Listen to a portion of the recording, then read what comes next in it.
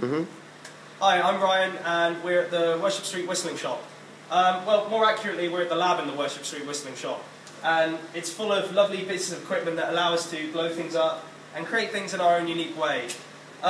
This might seem a little at odds with what I've been told or what I've read about the way Cuba is, but it's signifying to me a lot of the things that I believe, like the maestros and the cantoneros of the, paying homage to the great rums of Cuba.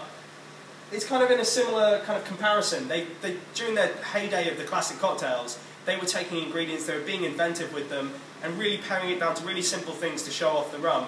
And that's exactly what I'm going to do as well. So as you can see, it's literally transparent. So people often can kind of come in here and they'll, see, we'll show them what we're doing. They can come in, they quite often ask if we're making crystal meth, which we're not. But what we're actually doing, what I've got going on here is a daiquiri honey. And I'm going to do a simple take on the classic daiquiri using Havana 3. So just a large measure of Havana 3. And all I've done to that is I've kind of, again, paid homage to the maestros of Havana Club, and I've taken a Havana 7 daiquiri, and I'm just kind of playing on the whole blending aspect of the rums, and I've made a kind of, essentially, I've boiled down a daiquiri. I've done it through the rotovat, which means it's kind of done at low pressure, and it kind of retains all the kind of finer flavours, but it's almost like a sweet and sour style honey. So I'm just going to use a small bar spoon of that, and I'm just going to balance that as well with just some simple gum.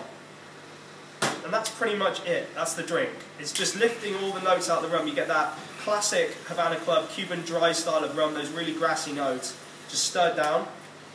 We'll take our nice rotovat chilled glass, and we're going to strain that, and strangely enough, we've stirred our daiquiri.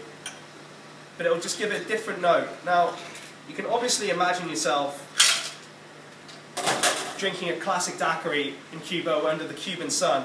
In Britain, it's not quite as tropical, so this kind of matches our weather a bit more. I'm just going to garnish that with a little spank of mint as well. So it's a bit richer. It's a bit more. You've still got that kind of sweet and kind of dry balance, and you've got the sourness coming through from the honey. But it's in a kind of British kind of way. So we've got our British Cuban daiquiri. And I'm going to name it after the British Cuban I know, so this is your Sanchez Daiquiri. Cheers.